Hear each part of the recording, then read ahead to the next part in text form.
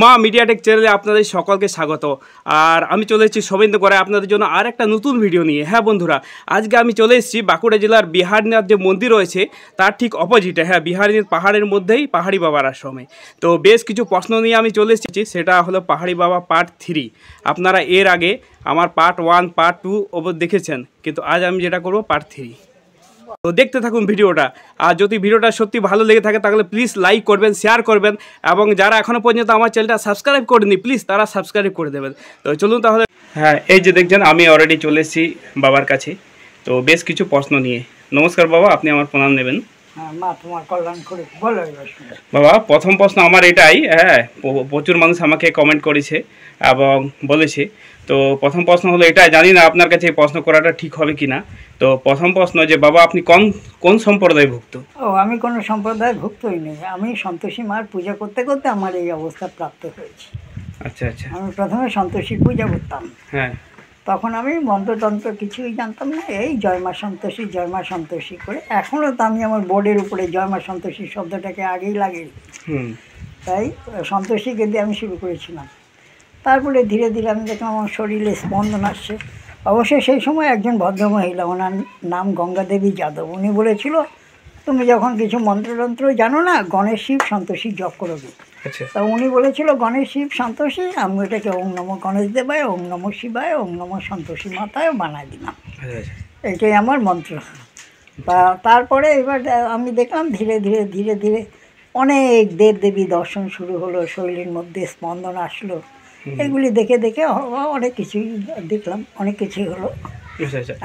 তারপরে ঠিক আছে বাবা, আপনি তো এই পাহাড়ে থাকেন, সবাই আপনাকে পাহাড়ি বাবাই নামে জানি। তো বাবা আপনার আসল নামটি কি, যেটা গুরু প্রদত্ত যে নামটি? মানে আমার বাড়ির নাম তো আমার নাম, আপনার নিজের নাম। সবাই তো ধরুন জানে আপনাকে পাহাড়ি বাবাই, আপনার যে নিজের নাম। আমার পৈতৃক মানে পিতামাতার দেওয়া নাম হলো নীল কুমার দাস।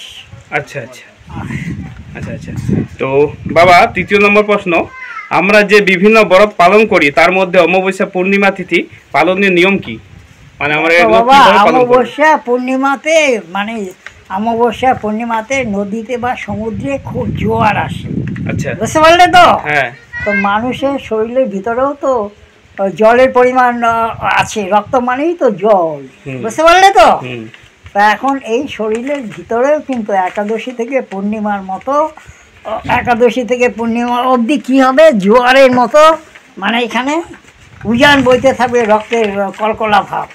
সেই সময় কি হবে, যদি একাদশী করে তুমি তোমার রক্তকে শান্ত রাখতে পারো তবে ভালো, নাহলে ওই যে ছেলে মেয়েদের নাইটফলস হয়, মানে কামের বাসনা প্রচন্ড বেড়ে যায়। আচ্ছা, বেড়ে গিয়ে একটা অশান্ত অবস্থা, মানে এগুলো আমাদের শরীরে অস্বস্তি বোধ জাগে। আচ্ছা, এখন কথা হলো সেই উত্তেজনাকে কমানোর জন্যই একাদশী থেকে পূর্ণিমা অবধি মানে উপাস করে থাকার নিয়মটা তৈরি করা হয়েছে। আচ্ছা, আর আদিকালে কেন করা হয়েছিল, সেই বাল্য বিধবাগুলিকে বলা হতো সারা জীবন নিরামিষ খাবে আর একাদশী পূর্ণিমা তো নির্জলা উপাস করবে, যাতে ওর শরীরের মধ্যে মানে উত্তেজনা না বাড়ে। এই তো ব্যাপারটা একাদশী খেলা। আচ্ছা আচ্ছা, একাদশী পূর্ণিমা আর একাদশী অমাবস্যা এই একই জিনিস।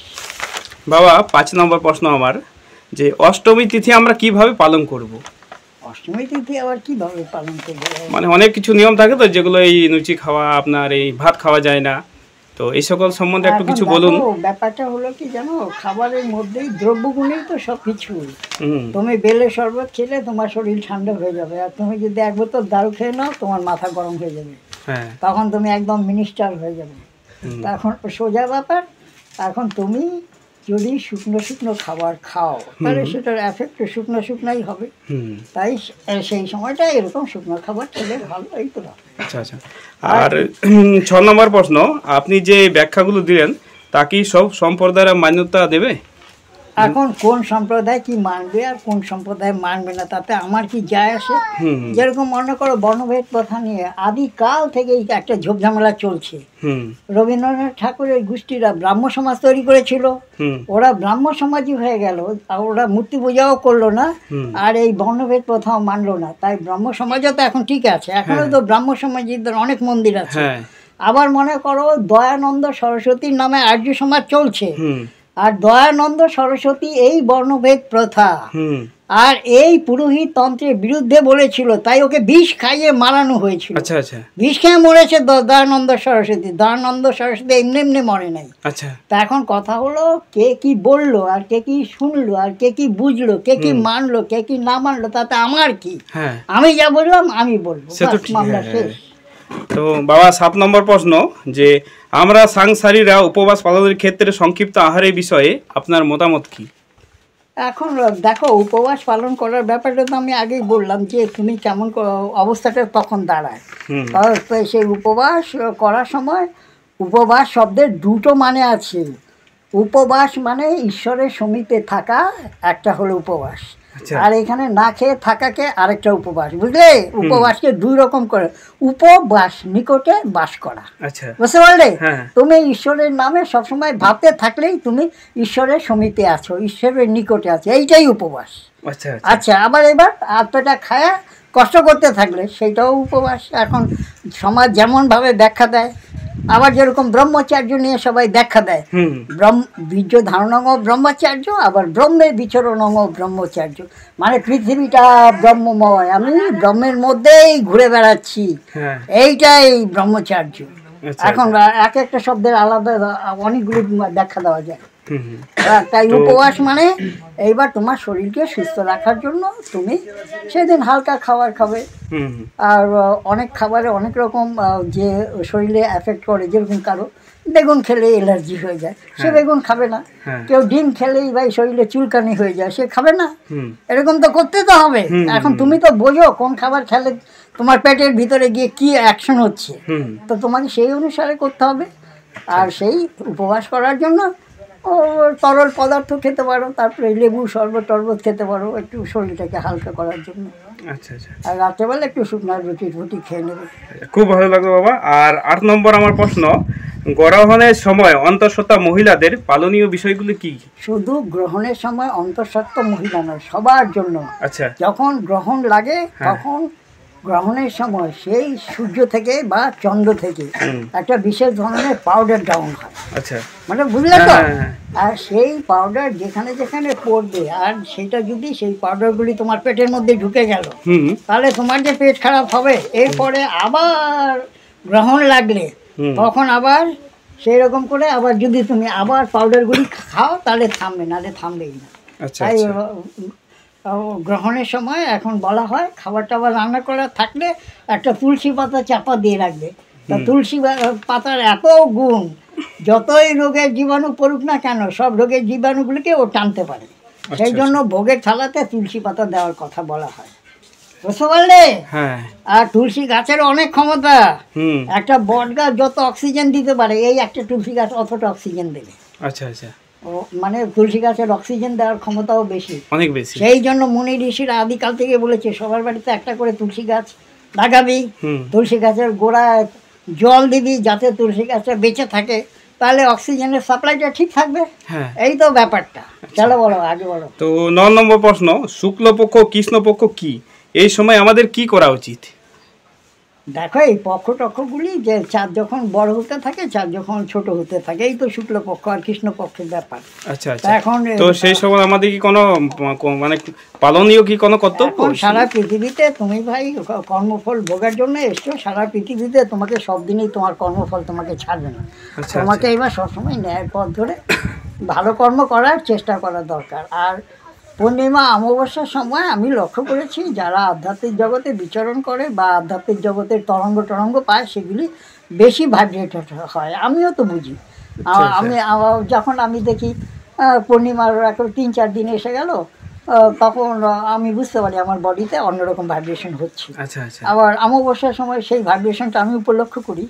তাই এবার যারা আধ্যাত্মিক ভাবে বিভোর, তারা এই ভাইব্রেশনগুলি বুঝতে পারবে, অন্য লোকগুলি বুঝতেও পারবে না।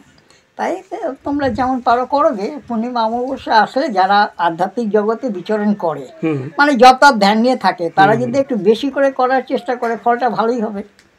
এটা আমি ব্যক্তিগতভাবে যা বুঝলাম বললাম, বুঝতে পারলে তো? আর বাবা আরেকটা অন্যরকম প্রশ্ন যাচ্ছি। বলো। প্রশ্ন এই আত্মার বিষয়, এই ভূত, এই যে আত্মা, এই যে ভূত আমরা যেগুলো বলি, এগুলো কি সত্যি আদৌ আমাদের পৃথিবীতে কি আছে, মানে ভূত বলে কি কোনো জিনিস আছে? ভূত বলে কিছু নাই, কিন্তু বিজ্ঞান যা কিছু আবিষ্কার করেছে, অনেক বায়ুকে আবিষ্কার করেছে, কিন্তু অনেক সূক্ষ্ম বায়ু আছে যেগুলি বিজ্ঞান এখন আবিষ্কার করতে পারে নাই, বুঝতে পারলে? মানে অনাবিষ্কৃত আছে। সেই বায়ুগুলি উইক মাইন্ডেড লোকেদের গায়ে যদি টাচ করে, মেয়েই হোক আর পুরুষই হোক, তখন তার মানসিক বা শারীরিক একটা অস্বাভাবিক আচরণ করতে শুরু করে, তাকেই বলা হয় ভূত ধরেছে। আর এইটাকে ঠিক করার জন্য কোনো ঔষধ নাই, ইনজেকশনও নাই। এখন এইটাকে ঠিক করার জন্য ওঝা টোজাদের কাছে গেলে কেউ ঝাড়ু পিটা করে, কেউ সর্ষে ছিটায়, কেউ জল ছিটায়, এরকম করে এটাকে ঠিক করে। তাই এটাকেই লোকে ভূতঝাড়া বলে বা ভূত বলে, আসলে ভূত নাই, নেই মানে আত্মা বলতে তাহলে কোনো জিনিস নেই। পুরুষের অংশ জীবাত্মা তোমার ভিতরেই আছে, বুঝতে পারলে? আচ্ছা, তোমার ফিজিক্যাল বডির ভিতরেই তোমার আমি, তোমার মন, তোমার জীবাত্মা তিনটা একসঙ্গেই আছে, আর বোঝার জন্য সময় লাগবে। তাহলে আমরা মারা যাওয়ার পর কি আত্মা কি বিলীন হয়ে যায় না বেঁচে থাকে আত্মা? আরে বাবা, আত্মা আর মরবে কোত্থেকে? আত্মা মরবে না, খালি এই বডির চোলাটা, যেরকম তোমার এই জামাটা খারাপ হয়ে গেল, পুরনো হয়ে গেল, তুমি জামাটাকে ফেলে দিয়ে একটা নতুন জামা পরবে, ঠিক আত্মার দশাটা কি হবে? তোমার কর্মফল অনুসারে এই যে মরে যাওয়ার পরে আবার একটা জীবনে গিয়ে পৌঁছবে। তুমি যদি পশুর মতো কাজ করো তাহলে কয়েক হাজার বছর জঙ্গলে গিয়ে পশু হয়ে ঘোরোগে, আর যদি মানুষ হওয়ার মতো কাজ করো তাহলে আবার মানুষ হবে, বুঝতে পারলে? কর্মফল অনুসারে। আর মজার ব্যাপার, কর্মফলটা কিরকম? তোমার এখন যেই প্রেজেন্ট তুমি পেয়েছো, এটা তোমার পাস্টের ফল। আবার এখন তুমি যা করে চলেছো সেইটাই তোমার ফিউচার হবে, বুঝতে পারলে তো? তাহলে পাস্ট, প্রেজেন্ট আর ফিউচার একদম কোরিলেটেড, মানে কোনো গন্ডগোলের ব্যাপার নাই। আর এখন তোমরা যত মানুষ দেখতে পাচ্ছ, যার যার কর্মফলেই সে মানুষ হয়েছে, বুঝতে পারলে তো? কোনো ঠাকুর দেবতা বা ব্রহ্মা বিষ্ণুর দয়া তো আসতে নয়, কেউ মিটিং করে তোমাকে মানুষ করে নাই, তোমার কর্মফলে তুমি মানুষ হয়েছো। এইবার দেবত্ব লাভ করার চেষ্টা করোগে, দেবতা হয়ে যাবে, বাস এই তো কথা। আর আমার যেটা লাস্ট প্রশ্ন হলো যে ডাইনি কি? ডাইনি জিনিসটা যেটা আগেকার যুগে মানে প্রচলিত ছিল, ডাইনি বলে কাউকে পুড়ে মারা ফেলা হতো, মানে এগুলো কি সত্যি, যেটা পুড়িয়ে মেরে ফেলা হতো? এই পৃথিবীর মধ্যে নেগেটিভ ফোর্স আর পজিটিভ ফোর্স দুটোই কাজ করে চলেছে, বুঝতে পারলে তো? এখন নেগেটিভ ফোর্সের বিদ্যাগুলি নিয়েও অনেকে মানে শেখে, অনেকে সেটা নিয়ে গচর গচর করে। তা সেই নেগেটিভ ফোর্সের উপর, যেরকম একটা পিঁপড়া তো কামড় দিলে ব্যথা করে, তার নেগেটিভ ফোর্সের মধ্যে একেবারে শক্তি নেই, তা বুঝতে পারলে তো? তাই ডাইনি বিদ্যা বলেও একটা কিছু আছে, কিন্তু পজিটিভ ফোর্সের কাছে কিছুই না, মানে পুরোপুরি অস্বীকার করা যায় না। ডাইনি বিদ্যা বা অপবিদ্যা বা খারাপ বিদ্যাগুলো আছে, কিন্তু সেটাও একটা কিছু বিদ্যা বটে। ঠিক আছে বাবা, আমি শেষ পর্যায়ে চলে এসেছি। হ্যাঁ, তো শেষে আপনি আর কিছু বলবেন? যে সকল মানুষ ভিডিও দেখছে, যেরকম এই ভিডিওটা, আরে কি আর বলবো রে ভাই, সবাই মনের ভিতরেই সমস্ত পৃথিবীর শান্তি আর অশান্তি। তাই মনটাকে পবিত্র করার জন্য, মনটাকে সুন্দর করার জন্য, মনটাকে ভালো রাখার জন্য যে কোনো একটা মন্ত্র জপ করো। গে রামকৃষ্ণদেব বলেছে, যত মত তত পথ, কালী কালী করলেও যা পাবে, কৃষ্ণ কৃষ্ণ করলেও তাই পাবে, শিব শিব করলেও তাই পাবে, শীতলা শীতলা করলে তাই পাবে, মনসা করলেও তাই পাবে। তাই মন্ত্র আর কি, যে কোনো একটা দেবদেবীর নামের আগে ওম নমঃ লাগালেই মন্ত্র হয়ে গেল। তারপরে এবার সেটা বসে বসে জপ করোগে।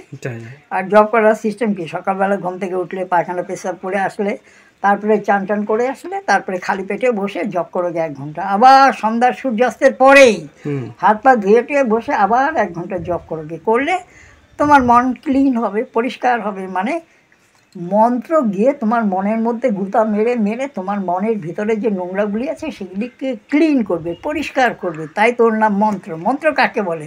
মনকে যে ত্রাণ করে, মনকে যে মুক্ত করে, মনকে যে স্বচ্ছ করে, মনকে যে পবিত্র করে, মনকে যে সূক্ষ্ম করে, মনকে যে বিরাট করে, তাকে বলে মন্ত্র। তাই মন্ত্র জপ করোগে, তাহলে তোমার মন পবিত্র হলে সব ঠিক হবে, তাছাড়া আর কিছু নাই। ঠিক আছে বাবা, আপনাকে অসংখ্য ধন্যবাদ। হ্যাঁ, এই সকল যে যুক্তি দিয়ে সত্যি এই ভিডিওটা মানুষের প্রচুর অনেক কাজে আসবে, তো অনেক আপনাকে ধন্যবাদ।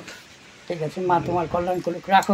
আজ তাহলে বন্ধুরা এই পর্যন্তই, আবার দেখা হবে পরের ভিডিওতে। ততক্ষণে সবাই ভালো থাকবেন, সুস্থ থাকবেন, টাটা।